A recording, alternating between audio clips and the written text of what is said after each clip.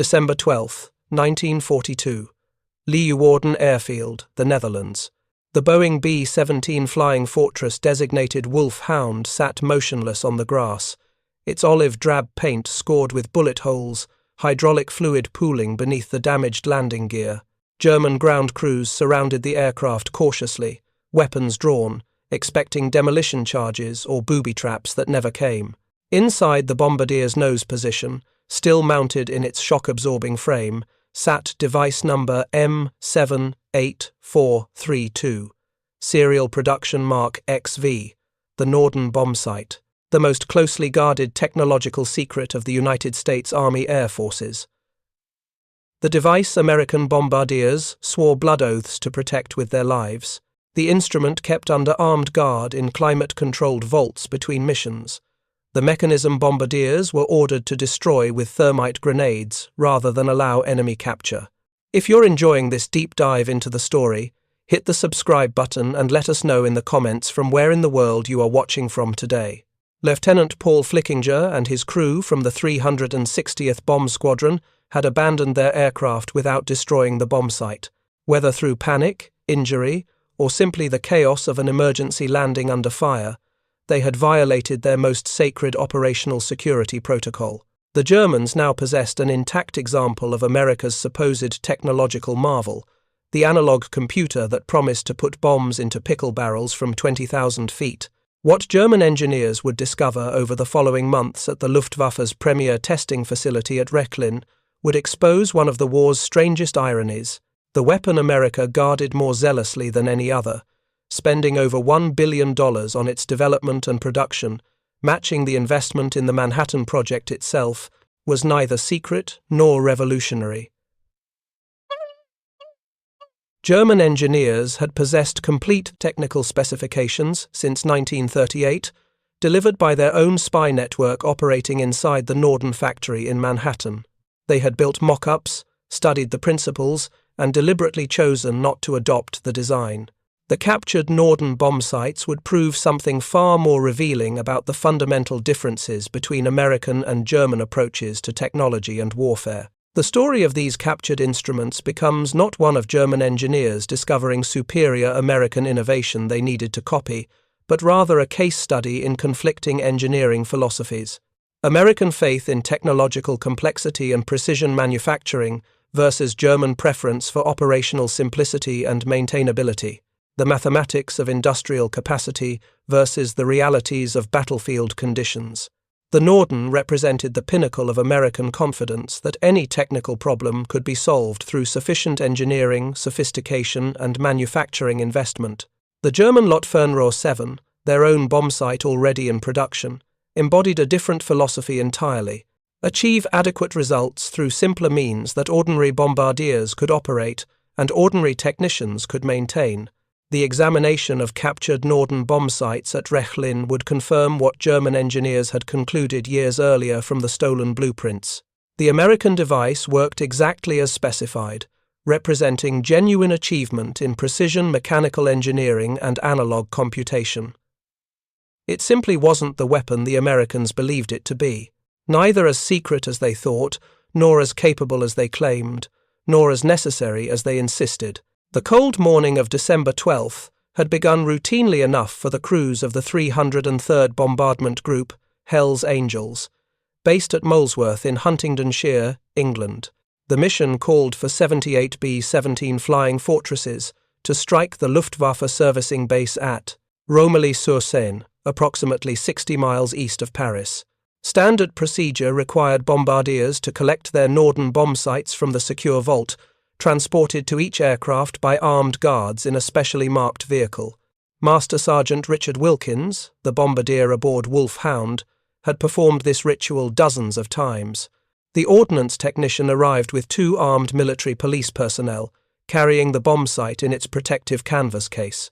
Wilkins signed the custody receipt, acknowledging personal responsibility for device number M78432. He installed it in the mounting bracket, checked the electrical connections to the autopilot system, verified the gyroscopes spun freely, and covered it with the canvas shroud as regulations demanded until the aircraft was airborne over the English Channel.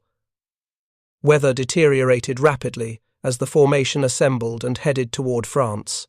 Clouds thickened, visibility dropped, and bomber after bomber turned back rather than risk collision or becoming lost in the overcast. Only 17 B-17 seconds, including 7 from Hell's Angels, continued toward the secondary target, the marshalling yards at Rouen-Sotteville. Over Beauvais, at least 30 German fighters attacked, Focke-Wulf, 190 seconds, and Messerschmitt, 109 seconds, tearing into the diminished formation with cannons and machine guns blazing. Wulfe Hound absorbed hits across multiple sections of the fuselage and wings. The No. 3 engine began streaming smoke after cannon shells severed oil lines. Hydraulic pressure dropped as fluid leaked from punctured systems. The intercom crackled with damage reports from crew positions throughout the aircraft. Lieutenant Flickinger struggled to maintain formation as German fighters made repeated passes, concentrating fire on damaged bombers that lagged behind the protective mutual coverage of the formation. Somewhere over the Netherlands, with hydraulic pressure near zero and the No. 3 engine windmilling uselessly, Flickinger accepted the inevitable. He could not reach England. The crew bailed out one by one through the forward hatch and bomb bay, parachutes blossoming white against the grey winter sky. Flickinger remained at the controls, searching for any open space sufficient for an emergency landing. A grass airfield appeared below, German anti-aircraft positions visible around the perimeter. He had no choice. The B-17 settled heavily onto Leeuwarden Airfield, landing gear only partially extended, metal grinding across grass and frozen earth before coming to rest. Flickinger shut down the remaining engines, grabbed his emergency kit, and prepared to run. German soldiers already surrounded the aircraft, rifles trained on the cockpit windows. Lieutenant Flickinger's war ended that morning.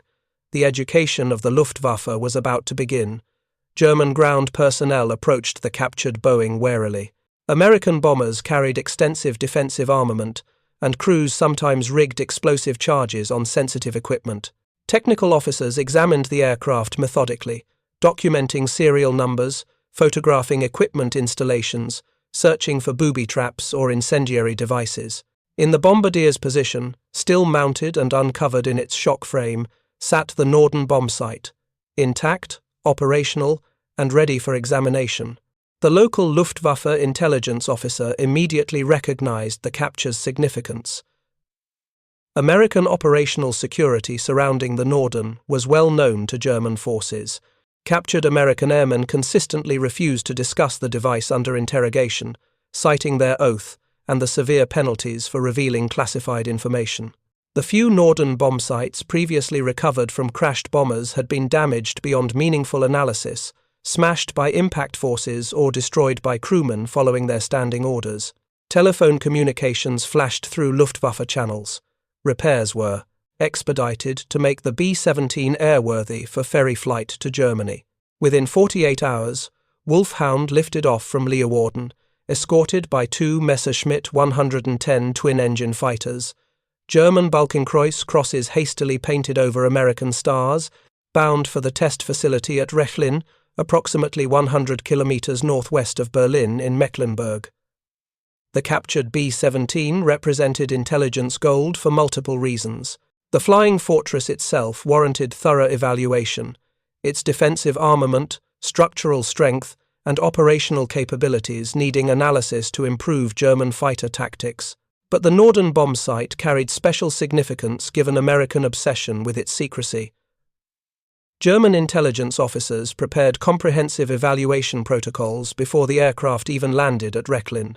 At the Luftwaffe weapons testing facility, technical officers began systematic examination of device number M78432 on December 15th, 3 days after capture. They photographed every surface from multiple angles. They measured every dimension with precision instruments. They documented every component, every gear, every gyroscope, every optical element. They disassembled the device completely, cataloguing parts and recording observations about manufacturing techniques, materials quality, and design principles. What they discovered during initial examination was simultaneously impressive and familiar. The Norden Bombsight consisted of two primary components integrated into a single system. The stabilization platform on the left side contained two gyroscopes that maintained a level reference regardless of aircraft attitude, compensating for pitch and roll movements. The mechanical calculator and sighting head on the right side contained an analog computer that continuously calculated bomb trajectory based on altitude, airspeed, wind conditions, and ballistic characteristics of the bombs carried. The bombardier would locate the target through a telescopic sight, make adjustments using control knobs until the target appeared motionless in the crosshairs despite the aircraft's movement, allowing the device to calculate wind speed and direction automatically.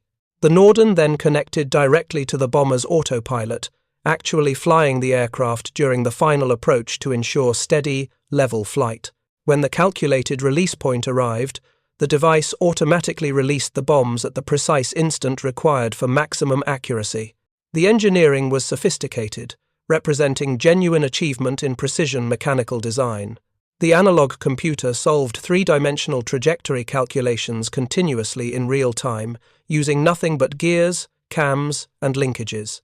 The gyroscopic stabilization provided exceptional accuracy, even in turbulent conditions.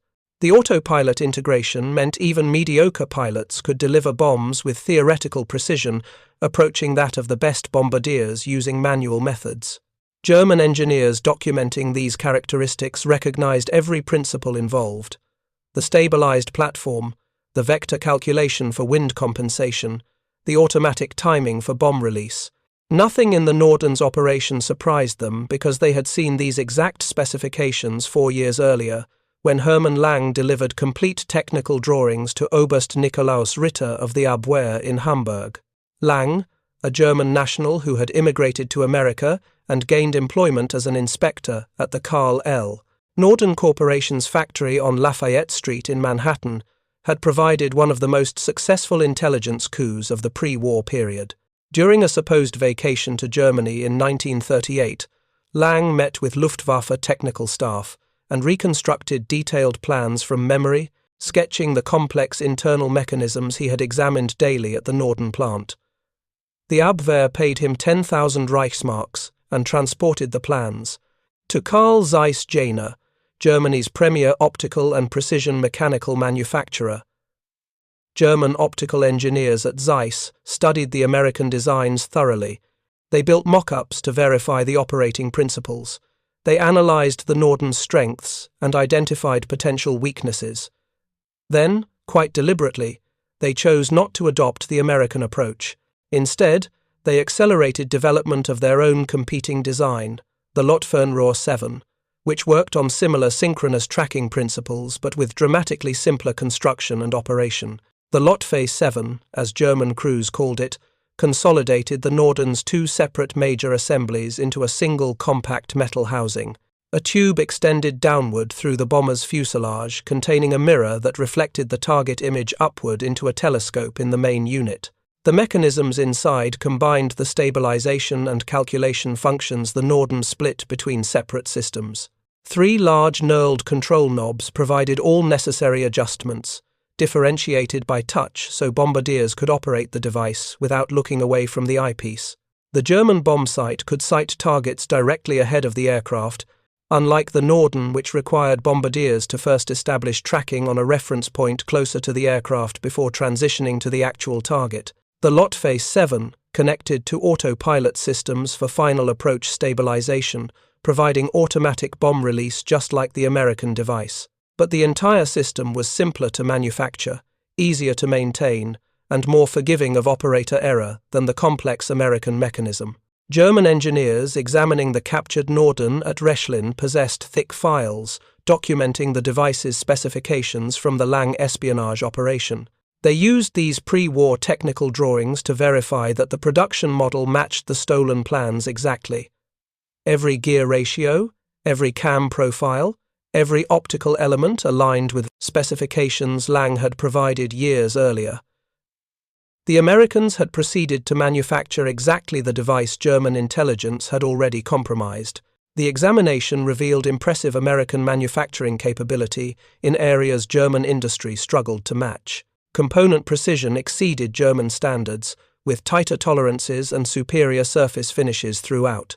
The gyroscopes spun with exceptional smoothness on jeweled bearings manufactured to specifications German shops could achieve only with difficulty given strategic material shortages. The optical elements demonstrated quality equal to German precision optics, surprising given America's limited pre-war optical industry compared to Germany's world-leading companies like Zeiss and Leitz. Most tellingly, the Norden showed no evidence of material substitution or manufacturing compromises. Every component appeared built exactly as originally designed, using all specified materials without the desperate improvisations increasingly common in German wartime production. The Americans possessed the industrial capacity to manufacture complex precision instruments at scale without sacrificing quality to meet production quotas. But the technical assessment teams at Rechlin reached the same conclusion Carl Zeiss engineers had formulated in 1939 after studying Lang's drawings. The Norden Bombsight represented technological sophistication for its own sake, rather than operational necessity. Yes, the device worked as advertised when properly maintained and operated by skilled bombardiers under ideal conditions. The question was whether that level of complexity provided sufficient advantage to justify the manufacturing investment and operational complications. German test bombardiers trained on the captured Norden documented their findings in detailed reports. The device required extensive pre-flight preparation, including a time-consuming process of leveling the stabilization platform against spirit levels visible through a glass window. Setup demanded careful attention to multiple parameters: altitude above target, true airspeed, wind speed and direction estimates, bomb ballistic characteristics, all entered through various control inputs before beginning the bombing run. Operation during the approach required both hands manipulating different controls while simultaneously sighting through the telescope. The bombardier clutched the sighting prism to lock it to the computer for tracking, made adjustments to keep the target centered, monitored multiple indicators showing system status, and maintained constant awareness of the autopilot engagement.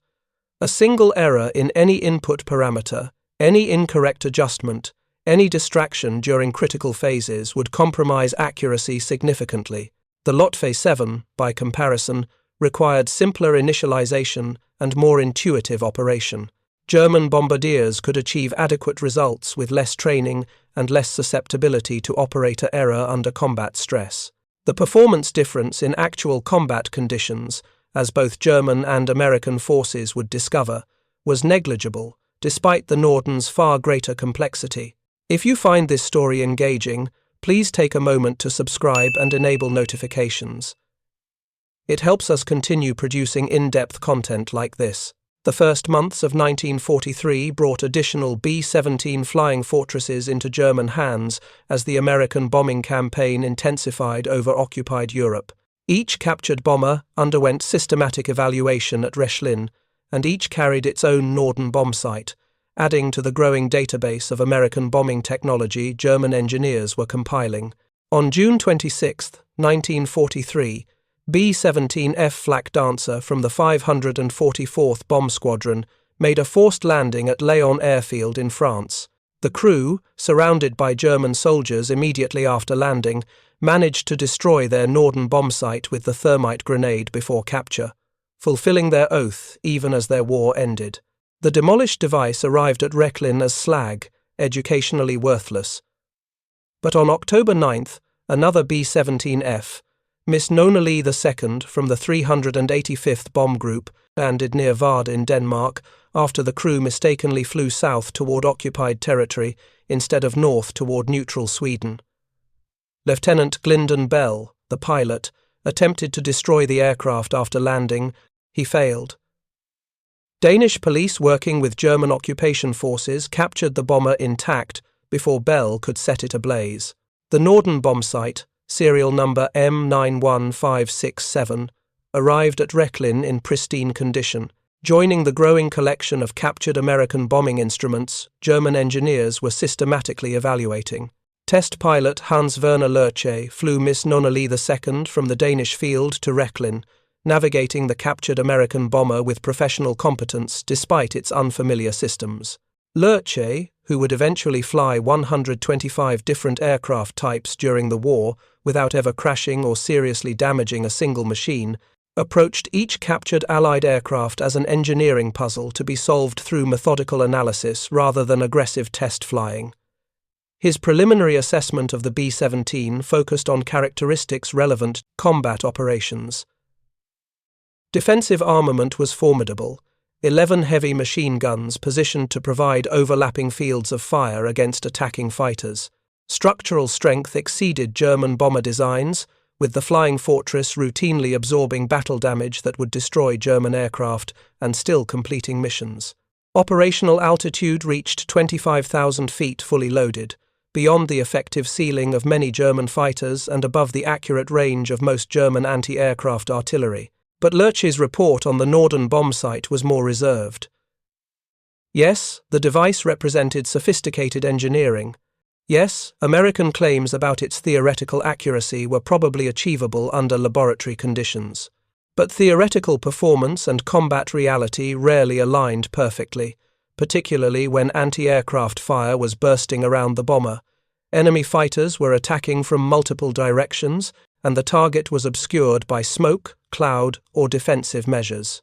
By mid-1943, Luftwaffe intelligence had accumulated sufficient combat observation data to analyze actual American bombing accuracy over Germany.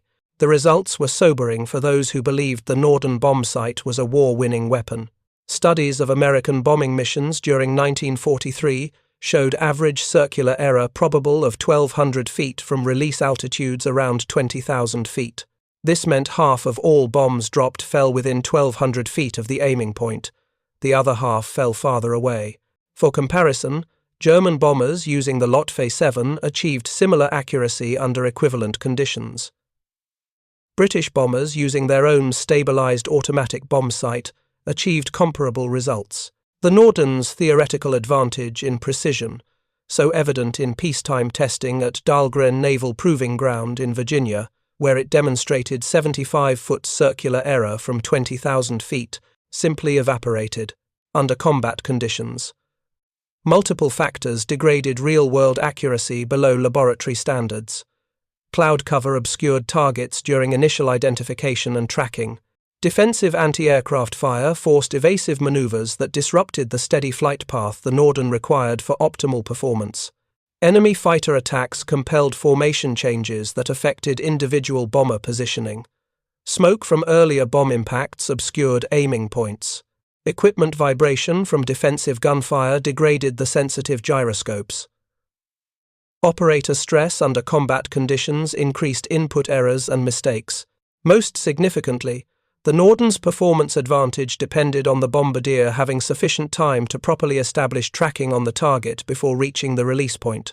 In combat, time was the one commodity bombardiers rarely possessed in abundance. German anti-aircraft concentrations around strategic targets forced bombers to minimize their exposure time over defended areas. This tactical reality meant bombardiers often had barely minutes to locate targets, establish tracking, and complete bombing runs before reaching the safe limit of their exposure to defensive fire.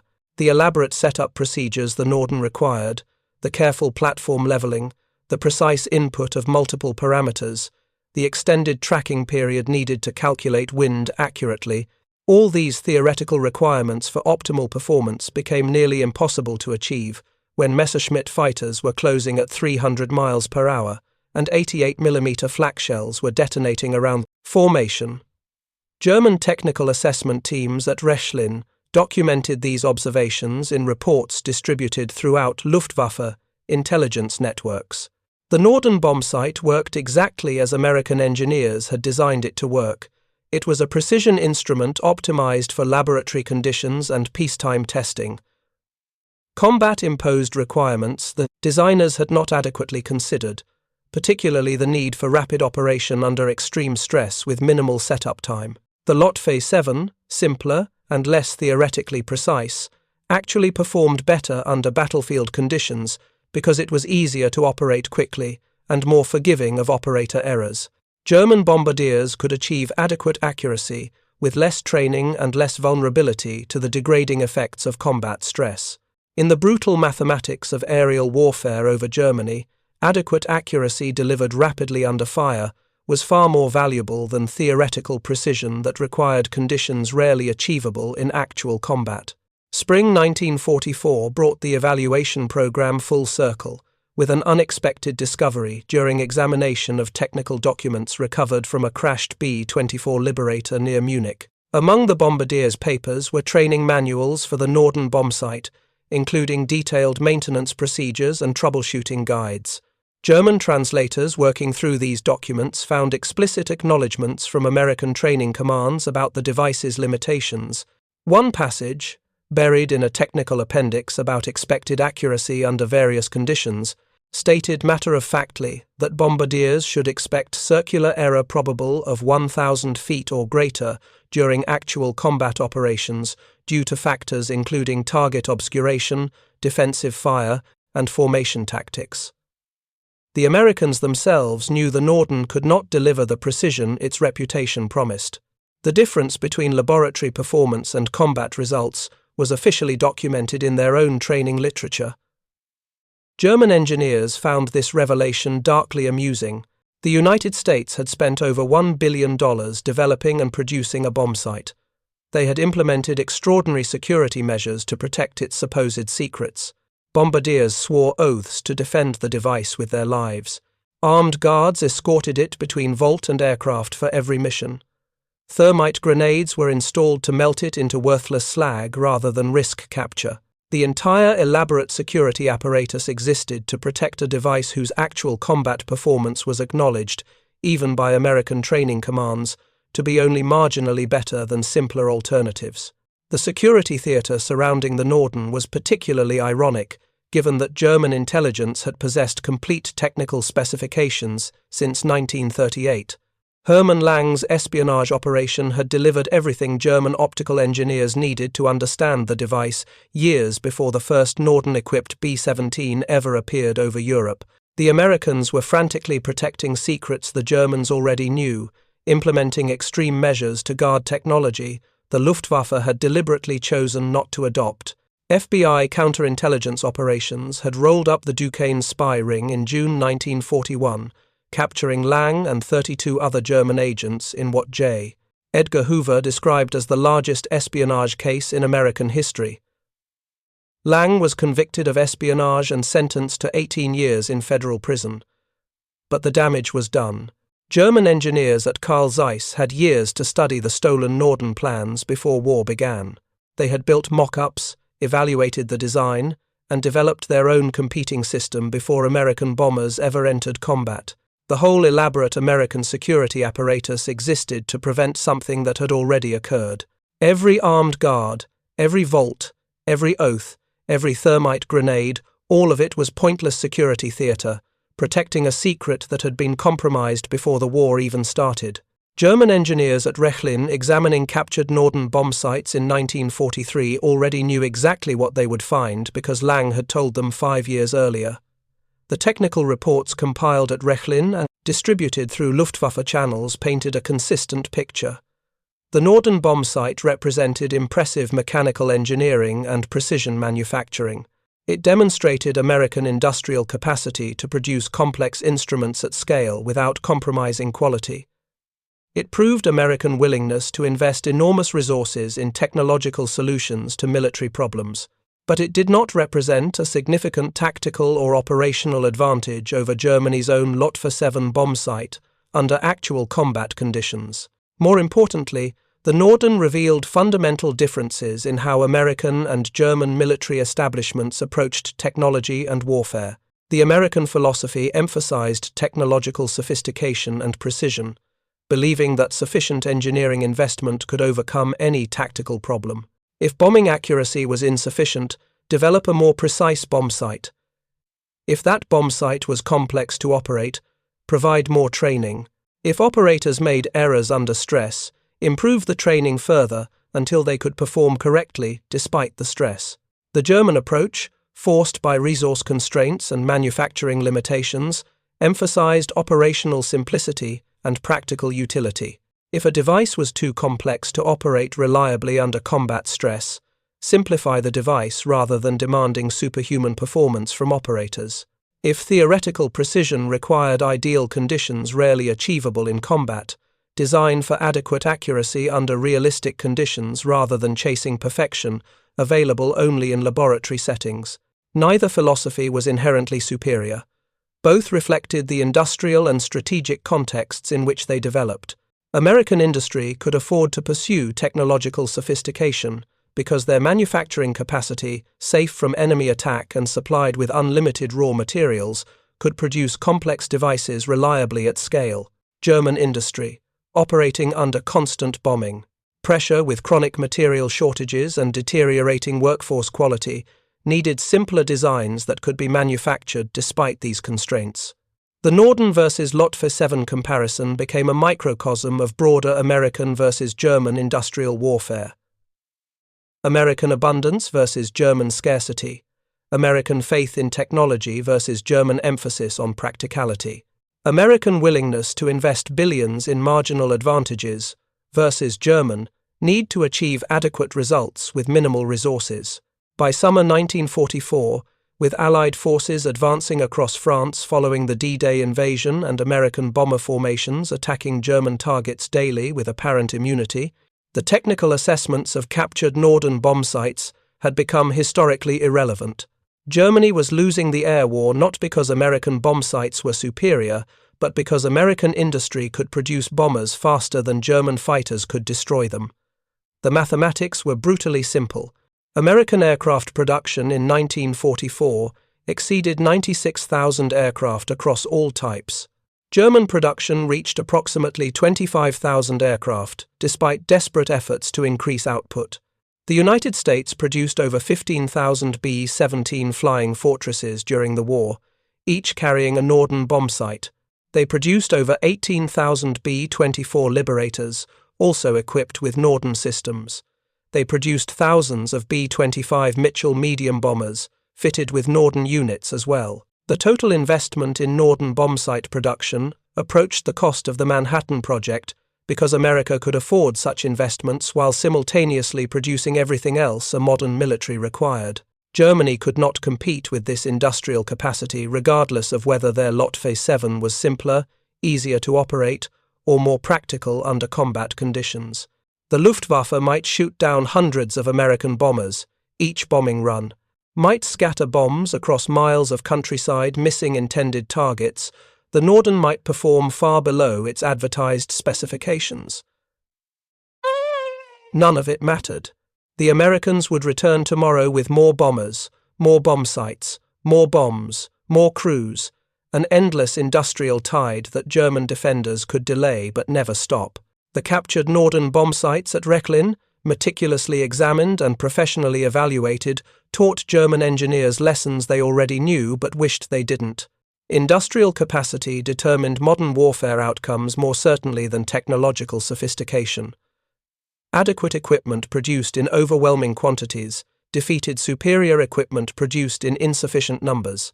Simple designs that worked reliably under battlefield conditions were more valuable than complex designs that promised precision, achievable only under ideal circumstances. The examination reports filed away in Rechlin's archives documented these conclusions with scientific rigor. German optical engineers at Carl Zeiss read them with professional interest, noting that their pre-war assessment of the Norden based on Lang's stolen plans had been entirely accurate. Luftwaffe bomber crews read them with grim satisfaction, knowing their own simpler bombsights performed as well as the American wonder weapon in actual combat. Senior Luftwaffe commanders read them with resignation, understanding that technical comparisons between individual weapons systems had become strategically irrelevant as Allied industrial superiority crushed German resistance through sheer material abundance. The great irony of the Norden bombsight's wartime history was that both sides were partially right and partially wrong about its significance. The Americans were right that it represented genuine achievement in precision engineering and analog computing. They were wrong that it provided significant tactical advantage under combat conditions, or that its secrets were worth the extraordinary security measures implemented to protect them. The Germans were right that simpler alternatives could achieve comparable combat accuracy with easier operation and lower manufacturing costs. They were right that the design had been compromised before the war began, making American security measures pointless. But they were wrong if they believed technical assessment of individual weapons could explain their strategic defeat. The Norden mattered not because it was superior to the Lotfe 7, but because America could produce thousands of them alongside everything else required for industrial warfare, while Germany could not match that production even by sacrificing other essential military equipment. The captured B-17 Flying Fortresses served German forces through the final years of the war, operating with Kampfgeschwader 200, the Luftwaffe's Special Operations Unit responsible for covert missions, electronic warfare, and strategic reconnaissance. At various times, KG-200 operated over 40 captured American bombers, both B-17 Seconds and B-24 Liberators, the second largest operator of these aircraft types outside the United States Army Air Forces. Wulfe Hound, the first intact B-17 captured by German forces, served multiple roles during its time in Luftwaffe markings. After initial evaluation at Rechlin, the aircraft toured fighter bases throughout Germany and France during mid-1943, allowing German pilots to examine the Flying Fortress up close, learning recognition features and identifying vulnerable areas where concentrated fire might achieve kills more efficiently.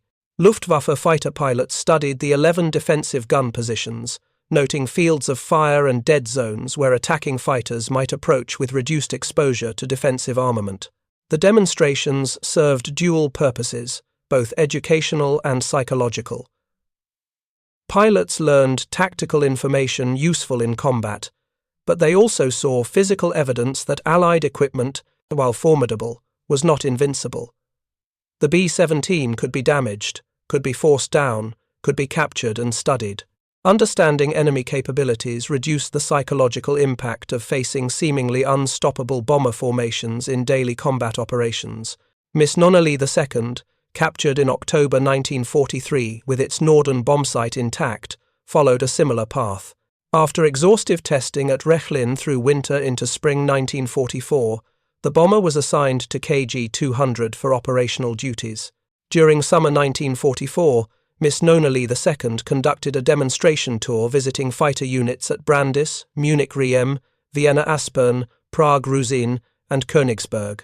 German fighter pilots throughout occupied Europe saw the American bomber firsthand, learning how to recognize it in combat and where to concentrate their attacks for maximum effect. The bomber's operational career ended in December 1944 at Leipzig-Brandis Airfield, where records simply stop.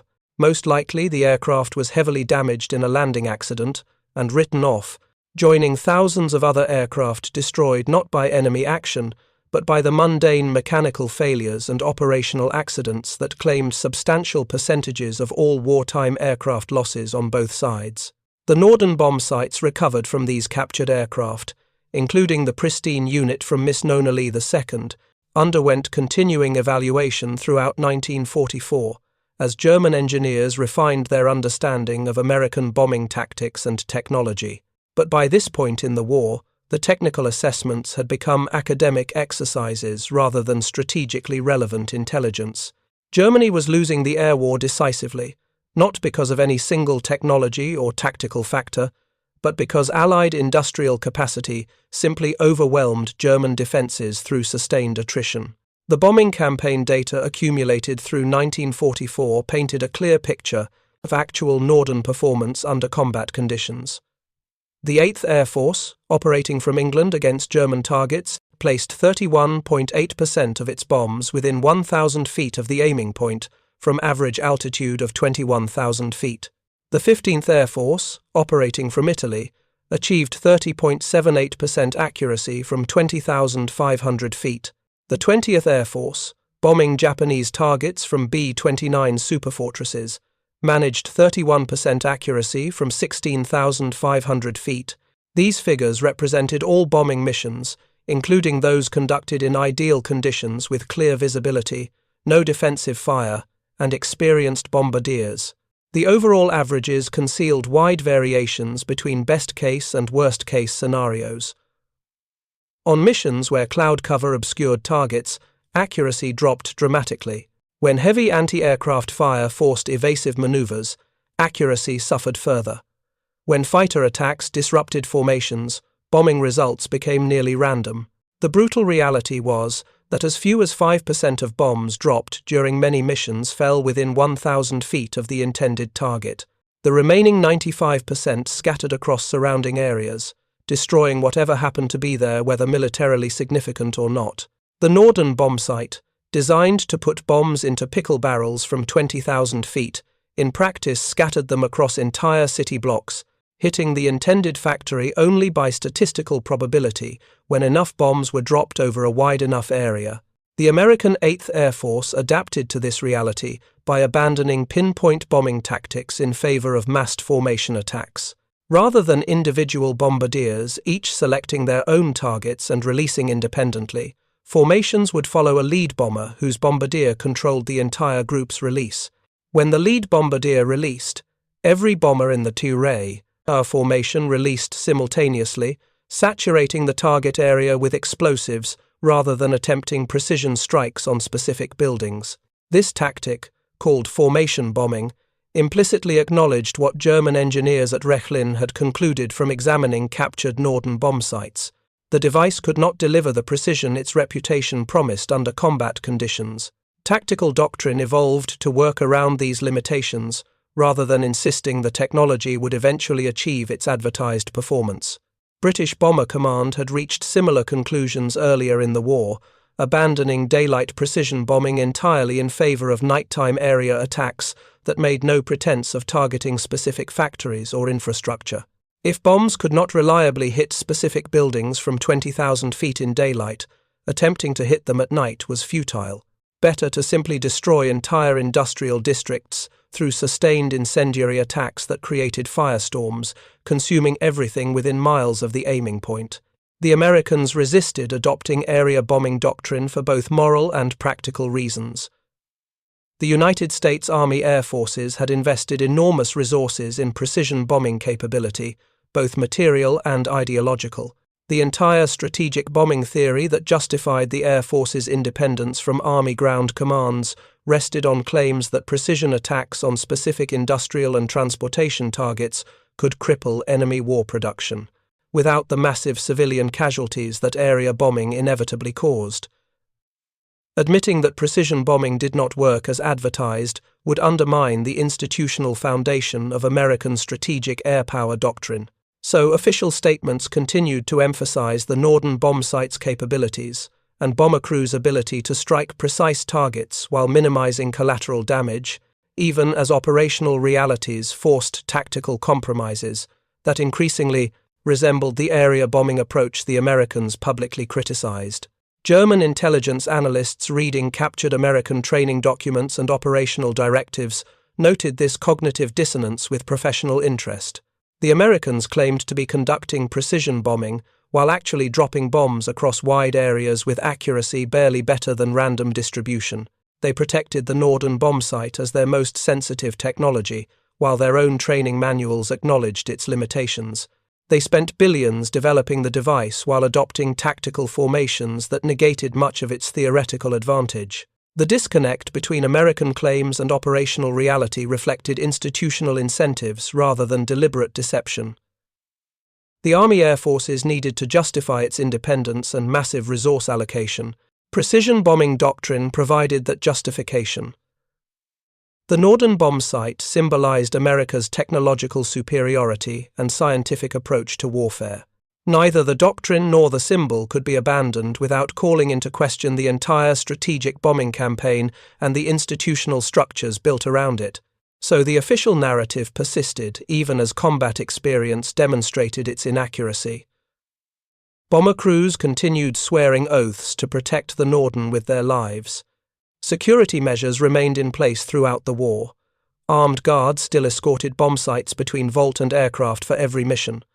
Thermite grenades stood ready to destroy the devices rather than risk capture.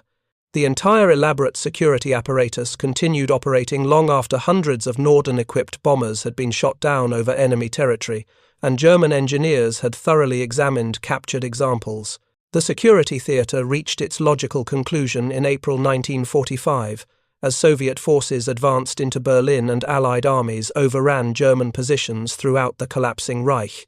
American intelligence teams raced to reach Rechlin before Soviet forces, desperate to prevent German bombing technology from falling into Russian hands. The teams arrived to find extensive documentation of captured Allied aircraft evaluation programs, thousands of pages of technical reports analyzing everything from British Spitfire fighters to American B-29 Superfortress bombers. Among the files were comprehensive reports on Norden bombsights, detailing German engineer assessments of the device's capabilities and limitations. American intelligence officers reading these reports received their first clear indication that German forces had understood Norden capabilities far more thoroughly than American commanders suspected. The reports referenced specifications and design details that should have been classified secrets. Technical drawings showed component layouts matching the actual device exactly. Manufacturing analysis discussed American production techniques with accuracy, suggesting extensive knowledge of the Norden factory operations. Follow-up investigations eventually revealed the Lang espionage operation and the pre-war compromise of Norden specifications. American security officials discovered that their elaborate protective measures had been safeguarding secrets the Germans possessed since 1938. Every oath sworn by bombardiers, every armed guard detail, every security protocol implemented to protect the Norden, all of it had been pointless theatre, protecting information already in enemy hands. The revelation was deeply embarrassing for American intelligence services and Army Air Force's security organizations. The device they had protected more zealously than any other piece of military equipment, spending over $1 billion on its development and production while implementing extraordinary security measures, had been comprehensively compromised before American bombers ever entered combat. German engineers had examined stolen plans, built mock-ups, evaluated the design, and chosen not to adopt it, all before the first Norden-equipped B-17 ever flew a combat mission. The broader implications were even more troubling for American strategic planning. If the Norden was not the war-winning weapon it was claimed to be, if precision bombing could not achieve the results promised by pre-war doctrine, then what had justified the massive investment in heavy bomber production and the strategic bombing campaign itself? Tens of thousands of airmen had been killed or captured, hundreds of billions of dollars had been spent, entire industrial sectors had been mobilized, all based on doctrine that combat experience suggested was fundamentally flawed. American military historians would wrestle with these questions for decades after the war. The official histories emphasized the strategic bombing campaign's contributions to Allied victory, crediting precision attacks with destroying German industrial capacity and forcing the Luftwaffe to divert resources to homeland defense that could have been used on other fronts. Unofficial analyses were more critical, noting the enormous cost in men and material for results that might have been achieved more efficiently through other means. The German perspective, revealed through post-war interrogations and captured documents, offered valuable insights into how the bombing campaign actually affected German war production and morale. Strategic bombing did cause significant disruption to German industry, forcing dispersal of manufacturing facilities and diversion of resources to defensive measures. But German war production actually increased through 1944, despite intensifying bombing, suggesting the campaign was less effective than claimed at destroying industrial capacity. The psychological effects of sustained bombing were harder to measure but potentially more significant. German civilian morale suffered under constant aerial attack, and popular support for continuing the war eroded as cities were systematically destroyed. Whether this erosion of morale would have led to political changes that ended the war earlier, absent the Nazi regime's totalitarian control, remains a matter of historical debate. But the bombing clearly affected German civilian attitudes toward their leadership and the war itself. What was undeniable from examining all available evidence was that the Norden Bombsight, the device American forces had protected as their most sensitive technology and strategic asset, had not been the deciding factor in the air war's outcome. German engineers had assessed it correctly in their Rechlin evaluation reports, It was an impressive piece of precision engineering that did not provide significant operational advantage under combat conditions compared to simpler alternatives. The real American advantage in the air war was not technological sophistication but industrial capacity. The ability to produce 15,000 B-17 bombers and 18,000 B-24 bombers, while simultaneously producing tens of thousands of fighters, transports, and training aircraft. The ability to replace lost bombers within days and lost crews within weeks through massive training programs. The ability to deliver thousands of tons of bombs over Germany daily, regardless of losses or accuracy, because the bombs, the aircraft, and the crews would all be replaced continuously. German defenders shot down thousands of American bombers during the war. They killed tens of thousands of airmen. They forced tactical changes and operational adjustments. But they could not stop the bombing campaign because they could not match American industrial output. The mathematics of attrition warfare favored the side that could absorb losses and continue operations indefinitely. Germany could not achieve this, regardless of whether their weapons were individually superior to American equivalents. The story of the captured Norden bombsights at Rechlin ultimately reveals less about the specific technology than about the broader nature of industrial warfare as it evolved during World War II. Technology mattered, but abundance mattered more. Precision was valuable, but overwhelming force was decisive. Sophistication had its place, but reliability under adverse conditions often proved more important than theoretical performance under ideal circumstances. The Americans were right to invest in technology and to seek every advantage science and engineering could provide. But they overestimated how much individual technological advantages would matter in the context of total industrial warfare. The Norden bombsight was a remarkable achievement in mechanical engineering and analog computing. It simply was not the war-winning weapon its reputation suggested, and the extreme security measures implemented to protect it were based on inflated assessments of both its capabilities and its secrecy. The Germans were right to prioritize operational simplicity and practical utility over theoretical precision. The Wulfe 7 bombsight worked as well as the Norden under combat conditions while being easier to manufacture, simpler to operate, and more maintainable in the field. But German technological wisdom could not compensate for industrial inadequacy. Building better individual weapons meant nothing when the enemy could produce adequate weapons in overwhelming quantities. The captured Norden bombsights sitting in Rechlin's evaluation facilities during 1944 represented physical evidence of both these truths. They were impressive devices that demonstrated American engineering capability and manufacturing quality. They were also expensive solutions to problems that could be solved more efficiently with simpler approaches. They were carefully guarded secrets that had been compromised years before anyone thought to implement the elaborate security measures surrounding them.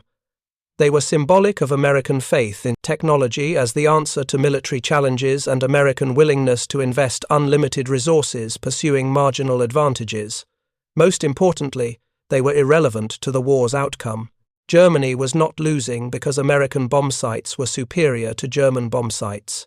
Germany was losing because American industry could produce everything needed for modern warfare in quantities that overwhelmed German defensive capabilities, regardless of qualitative comparisons between individual weapon systems.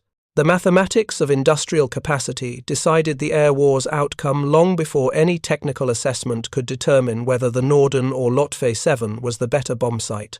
In May 1945, as Allied forces occupied Germany and began sorting through the wreckage of the Thousand-Year Reich, American intelligence teams found those meticulously compiled German evaluation reports at Rechlin.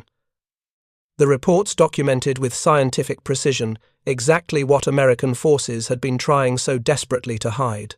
The Norden bombsight was neither secret nor revolutionary. It was an impressive engineering achievement that did not deliver the precision its reputation promised under combat conditions.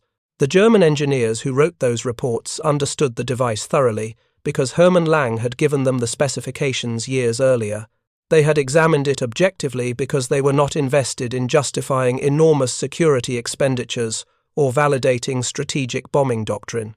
They had assessed it accurately because they were evaluating a weapon system rather than defending an institutional mythology. Their conclusion, buried in technical files American intelligence officers discovered in the smoking ruins of the Third Reich, was simple and devastating. The Americans had spent over $1 billion developing, producing, and protecting a bomb sight that worked exactly as designed, but could not deliver the precision necessary to validate strategic bombing doctrine under realistic combat conditions. They had implemented extraordinary security measures to protect secrets that were already compromised. They had built institutional structures and strategic doctrines around technological capabilities that existed primarily in theory rather than practice. The lesson was clear to anyone willing to see it. Technology matters in warfare, but not always in the ways institutions claim. Security matters, but security theatre wastes resources, protecting things that do not need protection or cannot be protected effectively. Strategic doctrines must adapt to operational realities, rather than insisting reality will eventually conform to doctrine. And most fundamentally, industrial capacity decides modern wars more certainly than individual technological advantages. The Norden Bombsight, examined under optimal conditions at Dahlgren Naval Proving Ground in Virginia during peacetime testing, could indeed put bombs into pickle barrels from 20,000 feet. But warfare is not conducted under optimal conditions. Combat introduces stress, uncertainty, defensive measures, and chaos that degrade performance of even the most sophisticated equipment. Designing for laboratory conditions rather than battlefield realities produces impressive demonstrations that fail when circumstances matter most. German engineers at Rechlin understood this because resource constraints forced them to design for practical utility rather than theoretical perfection. American engineers had the luxury of pursuing technological sophistication because industrial abundance meant they could afford complex solutions, even when simpler alternatives would suffice. Neither approach was inherently correct. Both reflected the strategic contexts in which they developed. But the final accounting favored industrial capacity over technological sophistication. The side that could produce adequate equipment in overwhelming quantities defeated the side that produced superior equipment in insufficient numbers. This arithmetic of industrial warfare determined the outcome more certainly than any comparison between the Norden Bombsight and the Luftwaffe 7 could reveal. December 12, 1942. When Wulfe Hound settled onto Leeuwarden Airfield with its Norden Bombsight intact, marked the beginning of a 3-year evaluation program that would conclude with uncomfortable truths for both sides. The Americans learned their most closely guarded secret had been compromised before the war began. The Germans learned that understanding enemy technology did not prevent strategic defeat when the enemy possessed overwhelming industrial superiority. The device sitting in that bombardier's position, still mounted in its shock frame, represented the collision of competing philosophies about technology, warfare, and industrial power. American confidence that any problem could be solved through sufficient engineering investment. German pragmatism forced by resource constraints to design for simplicity and operational utility. The faith that precision would decide modern warfare against the reality that abundance mattered more than accuracy. Both the Americans and Germans learned from the captured Norden bombsights, though not the lessons either side expected. The Americans learned that technology alone could not win wars, that security theatre wasted resources, and that strategic doctrines must adapt to combat realities rather than institutional preferences. The Germans learned that technical superiority meant nothing without industrial capacity to produce weapons at scale, that understanding enemy capabilities did not prevent defeat when outnumbered, and that individual battles could be won through skill and better equipment while still losing the war through attrition. The Norden bombsight would remain in American service through the Korean War and into the Vietnam conflict, finally retired when laser-guided weapons made mechanical bombsights obsolete. Its reputation as a precision instrument persisted long after combat experience demonstrated its limitations. The mythology surrounding it continued even after the Lang espionage operation became public knowledge. The device remained a symbol of American technological capability, despite its actual combat performance falling far short of peacetime promises. The story of German engineers examining captured Norden bombsights at Rechlin is ultimately not about whether the American or German bombsight was superior. Both worked adequately under combat conditions, Neither delivered the precision bombing advocates claimed was possible. The real story is about how institutions develop mythologies around technologies that serve institutional interests rather than operational realities. How security measures persist long after they become pointless theatre. How doctrines survive despite evidence contradicting their foundational assumptions.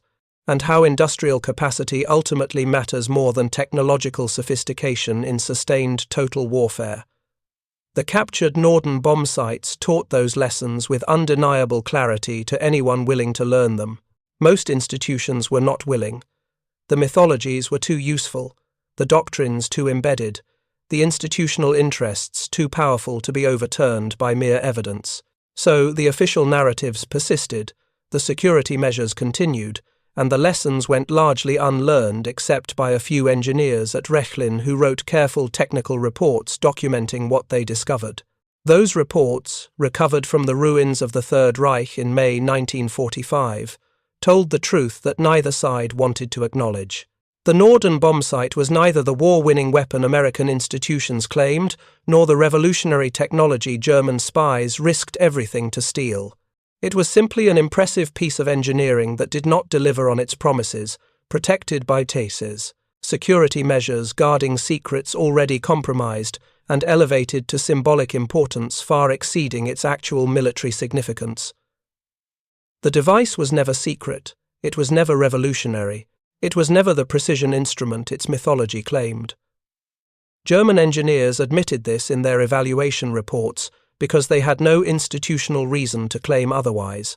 American forces eventually admitted it through tactical changes that implicitly acknowledged precision bombing could not achieve promised results. But the mythology persisted because institutions rarely abandon narratives that serve their interests, even when evidence overwhelmingly contradicts those narratives. The greatest irony is that none of it mattered to the war's outcome. The bombing campaign continued, regardless of whether the Norden was superior to the Wulfe 7. American bombers kept coming regardless of accuracy rates or security compromises. Germany was defeated by industrial mathematics too fundamental to be changed by any technical assessment of individual weapons. The captured bombsights at Rechlin were studied intensively, evaluated thoroughly, and understood completely. And none of that understanding changed anything about how the war ended or why. Thank you for watching. For more detailed historical breakdowns, check out the other videos on your screen now, and don't forget to subscribe.